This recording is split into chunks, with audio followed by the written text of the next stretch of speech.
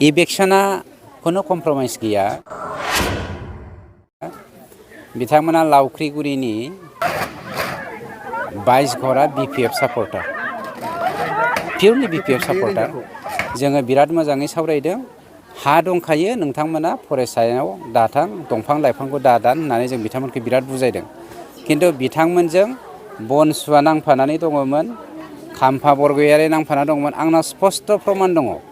बिथांमोना इनस्टिगेट खालामनो थाखायनो बिथांमोना दंफां फुलि दाननानै राबार दंफांबो गायबावदों बिथांमोना। राबार दंफांखौ सोर हरदों? मैया जोंना सासे फरेस्ट डिपार्टमेन्टनि एसेबा क्लियार होदों जे 5 लाख दाल दंफां गायनो, राबार दंफां गायनो, फांसे दंफांखौथ' नों थाइसेयाव मोना ना राबार दंफांखौ। खमब्लाबो नोङो 15निफ्राय 30 थाखा जायो। होमबा 5 लाख दंफाङाव बेसेबां जागोन? आरो बेवहाय गायनायनि हाजिराया बेसेबां थांगोन? आरो बेवहाय फेन्सिंनि माबाया फैसाया बेसेबां थांगोन? खमब्लाबो बियो 60-70 लाखनि माबामोन, बियो मोनसे मा होनो प्रजेक्टमोन।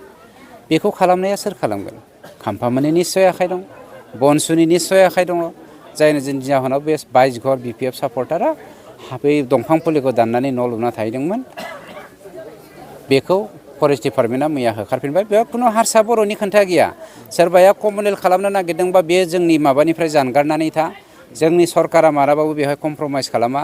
दिनै BPFनि बै 17 बोसोरनि समाव गावजों बिदा फंबाय जाहोलायनाय, जाथिजों जाथि जाहोलायनाय थांखिखौ सोरबा लानो नागिरदोंबा बेनि सायाव जोंनि सिला नोजोरा जेब्लायबो थाबाय थागोन। गतिके जों कमप्रमाइस खालामा। सोरहाबा जुदि हा गैया, सरकारनो आपिल खालाम। जों बेफोरबायदि जादों, जोंनो नोंथांमोना थानायनि राहा लामा होनांगौ होनना बेखौ सरकारा होगासिनो दंखायो। बा हा खुरखा जाबाय होननानै बिथांमोना गोसोबायदि जोंनि दंफां फुलिखौ दानफायनानै न' लुना थानो हागोन नामा? जों बोरै बेखौ होनो हानांगौ जाखो? बेथ' पलिटिकेल षड़यन्त्रसो। बे 22 घरा गोसो जानानै थाङाखैथ', BPFआसो थांहोदों बिथांमोनखौ इनस्टिगेट खालामनानै।